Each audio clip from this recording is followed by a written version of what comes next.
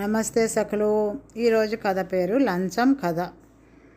మహీపాలుడు ఏలే న్యాయపూర్వపు దేశంలో ధర్మం 4 పాదాల నడుస్తుందని చెప్పుకునేవారు.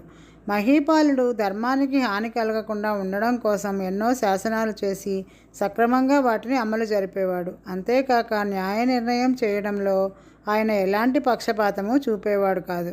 ఇలాంటి సందర్భంలో ఆ దేశంలో ఒక విచిత్ర సంఘటన జరిగింది.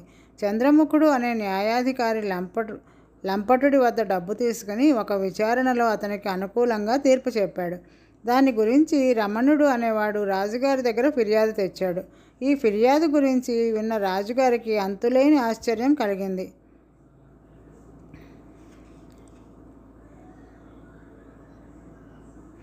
దొంగతనాలు, హత్యలు, వ్యాపారంలో మోసము లాంటి అనేక నేరాలు దేశంలో జరిగాయి. కానీ డబ్బు తీసుకుని తప్పుడు న్యాయం చెప్పడం ఈనాటి వరకు జరగలేదు. అసలు జరిగింది ఏమిటంటే, లంపటుడు అనే ఒక పెద్ద వ్యాపారి తన గిడ్డంగుల కోసం న్యాయపురంలో ఒక విశాలమైన ఖాళీ ప్రదేశాన్ని కొని అక్కడ భవనాల నిర్మాణం ప్రారంభించాడు. అయితే ఆ ప్రదేశం మధ్యలో కొద్దిమేర రమణుడు అనేవాడిది. రమణుడు పేదవాడు అయినా వాడు తన ఆవరణను అమ్మ నిరాకరించాడు. అది అనాదిగా రమణుడి పూర్వీకుల స్థలం. తమ వంశంలోని పితృదేవతలందరూ అక్కడే ఉంటున్నారని వాడి పిచ్చి నమ్మకం. రమణుడు సకుటుంబంగా తీర్థయాత్రకు పోయి ఉన్న సమయంలో లంపటుడు రమణుడి స్థలం ఆక్రమించి గిడ్డంగుల నిర్మాణం మొదలుపెట్టాడు. రమణుడు తిరిగి వచ్చి పేచీ పెట్టాడు. లంపటుడు రమణుడు డబ్బు కోరినంత ఇస్తానన్నాడు. నీ డబ్బు కోసం నా పితృదేవతలకు నిలువ నీడ లేకుండా చేస్తావా అన్నాడు రమణుడు. నీకు డబ్బు అక్కర్లేకపోతే అది నీ కర్మ.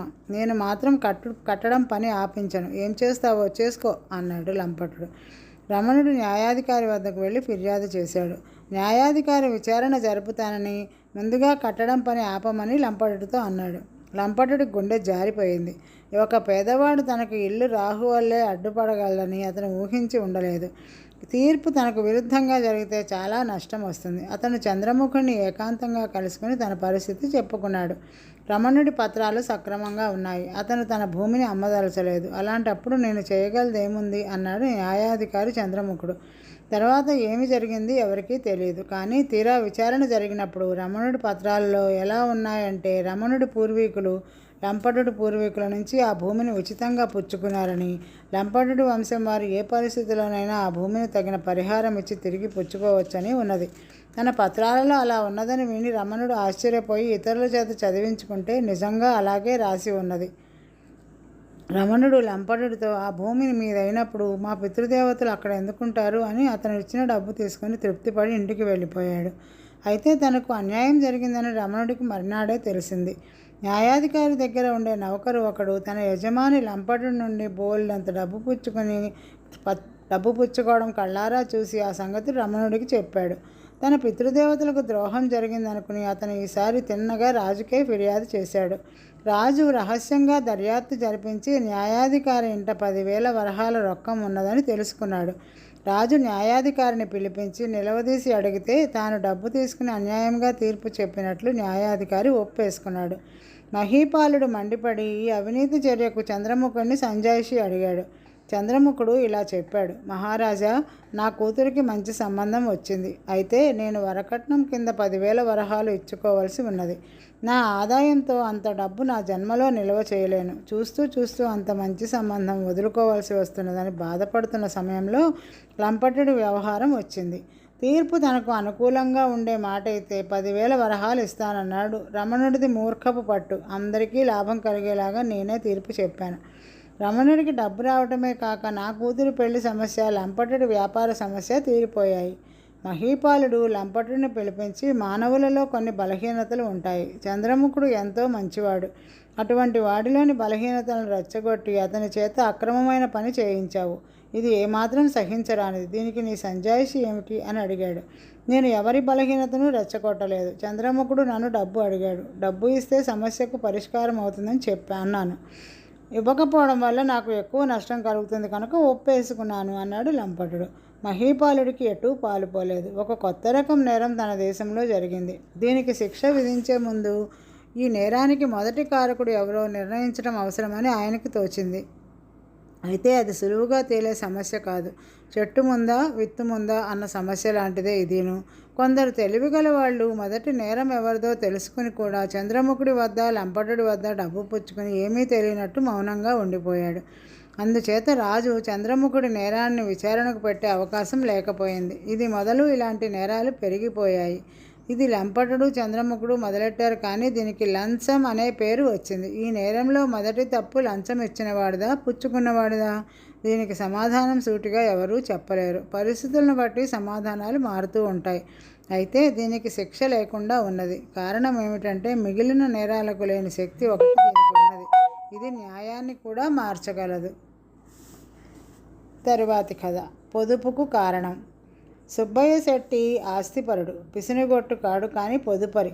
ఒకరోజు అతని వద్దకు సూరయ్య అనే రైతు వచ్చి పెద్ద పండగ వస్తున్నదని 25 రూపాయలు చేబదులు ఇవ్వమని అడిగాడు. సుబ్బయ్య ఇచ్చాడు. ఆ సాయంకాలమే సుబ్బయ్య పండగకు తన భార్యకు చీర కొందామని బట్టల దుకాణానికి వెళ్ళాడు.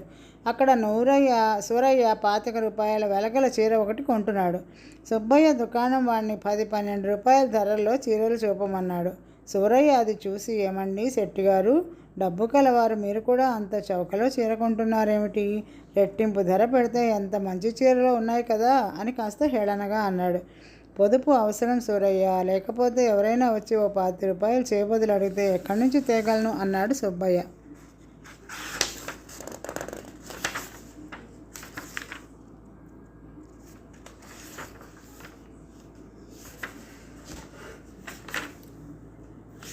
తరువాతి కథ. అతివాగుడు. ఒక ఊళ్ళో ఒక ధనికుడికి గౌరి అనే కూతురు ఉన్నది. ఆమె చాలా అందమైనది, చురుకైనదేను. ఆమెలో ఉన్న దుర్గుణం ఏమిటంటే మాట్లాడకుండా ఒక్క క్షణమైనా ఉండలేదు. అతివాగుడు అనర్థదాయకమని తల్లి ఎంత చెప్పినా గౌరి తలకెక్కలేదు. ఆమె ఉద్దేశంలో ఎక్కువగా మాట్లాడడం ఒక గొప్ప కళ, చెడ్డ అలవాటు కానే కాదు. పెళ్లి చేసుకుని భర్త వెంట వెళ్ళిపోయిన తర్వాత కూడా ఆమె తన అలవాటు మానుకునే అవసరం కలగలేదు. ఎందుకంటే ఆమె పొరుగున ఆమె వంటి వారే మరి 4 ఉన్నారు. గౌరి భర్తలాగే వారి భర్తలు కూడా రాజుగారి కొలువులో ఉద్యోగాలు చేస్తున్నారు. వాళ్ళు వెళ్ళగానే ఆడవాళ్ళందరూ చేరి కబుర్లు మొదలుపెట్టేవారు. గౌరికి పొరుగున శారద అనే ఒక ఆమె ఉండేది. ఆమె ఈ జట్టుతో కలిసేది కాదు. అందుచేత ఈ 5గురికి శారదను చూస్తే తేలిక భావం ఉండేది. ఆమెను గురించి వాళ్ళు వీలైనంత తక్కువ చేసి మాట్లాడుకునేవారు. ఒకసారి 5గురు ఆడవాళ్ళు మాట్లాడుకుంటూ ఉండగా గౌరి కళ్ళు తిరిగి పడిపోయింది. మిగిలిన 4 కంగారు పడిపోయి ఏం చేయాలో తెలియక వీధిలోకి వచ్చారు. ఆ సమయంలో అటుగా వెళుతున్న శారద వాళ్ళ ముఖాలను పట్టి ఏదో జరిగిందని గ్రహించింది. ఆమె అడిగిన మీదట వాళ్ళు గౌరీ సంగతి చెప్పారు. శారద లోపలికి వెళ్ళి గౌరీ ముఖాన నీళ్లు చల్లి స్పృహ తెప్పించి నాడి చూసి నవ్వుతూ, నువ్వు తల్లివి కాపోతున్నావు, కొంచెం జాగ్రత్తగా ఉండు అని చెప్పి వెళ్ళిపోయింది. శారద చెప్పింది నిజమే అయింది. గౌరీ గర్భిణిగా ఉండి పుట్టింటికి పోయి 12 కొడుకుని ఎత్తుకొని తిరిగి వచ్చింది. వస్తూనే తనకు ఆమె తెలిసిన వారందరినీ పిలిచి విందు చేసింది. అందరూ ఏవేవో బహుమతులు తెచ్చారు. అన్ని బహుమతుల కన్నా శారద తెచ్చిన బహుమానం గౌరిని ఎక్కువ ఆకర్షించింది. శారద తన కొడుక్కి సరిపోయే ఉన్ని దుస్తులు తెచ్చింది. వాటిని శారద స్వయంగా తయారు చేసిందని తెలిసి గౌరి ఆశ్చర్యపోయింది. మర్నాడు గౌరి మిగిలిన ఆడవాళ్లతో ఈ మాట చెప్పినప్పుడు, వాళ్ళు ఉన్ని దుస్తులు అల్లటం బ్రహ్మ విద్య ఏమీ కాదు, మనం అల్లినవి కొన్న వాటంత అందంగా ఉండవు. డబ్బు కక్కుర్తి కొద్దీ ఆ శారద చాలా పనులు తనే చేసుకుంటుంది. ఏం చేస్తుంది పాపం, మనలా డబ్బున్నది కాదు అని తేల్చారు. శారద పొదుపరి అన్న సంగతిని గౌరి గుర్తించింది. ఆమె పాడి చేస్తుంది, పిడకలు తయారు చేస్తుంది, దొడ్లో కూరలు పండించి ఎక్కువగా ఉన్నప్పుడు పొరుగువారికి ఇస్తుంది. తన భర్తకు అంగీలు, తనకు రెవికలు కుట్టుకుంటుంది. చిన్న చిన్న రోగాలకు స్వయంగా వైద్యం చేసుకుంటుంది. ఇలా ఉండగా గౌరికి ఆమె భర్త ఒక రహస్యం చెప్పాడు. రాజుగారి పైన హత్యా ప్రయత్నం జరిగింది. ఈ పరమరహస్యం తనకు తెలిసినందుకు గర్వపడుతూ గౌరీ భర్త దాన్ని ఎవరికీ చెప్పవద్దని భార్యను హెచ్చరించాడు. అయితే ఈ రహస్యం గౌరి నోట 2 రోజులైనా దాగలేదు. 3వ నాడు ఆమె ఆ రహస్యాన్ని తన స్నేహితురాళ్ళకి చెప్పి దాన్ని మరెవరికీ చెప్పవద్దని కోరింది. అదే షరతు మీద వాళ్ళు మరికొంతమందికి ఆ రహస్యాన్ని చెప్పేశారు. 4 రోజులు తిరగకుండానే ఆ రహస్యం నగరం అంతా పాకిపోయింది. 5వ రోజు రాజభటులు గౌరి భర్తను తీసుకుపోయి కారాగృహంలో పెట్టారు. గౌరీ లబోదిబోమంటూ ఏడ్చింది. అందువల్ల ప్రయోజనం లేకపోయింది. ఆమె భర్త రాజుగారి ఆగ్రహానికి పాత్రుడయ్యేసరికి అందరూ ఆమెను చూడడానికి భయపడ్డారు. అయితే ఈ సంగతి తెలియగానే శారద గౌరీని చూడవచ్చి తాము చేతనైన సహాయం చేస్తామని హామీ ఇచ్చి గౌరికి కాస్త ధైర్యం చెప్పింది.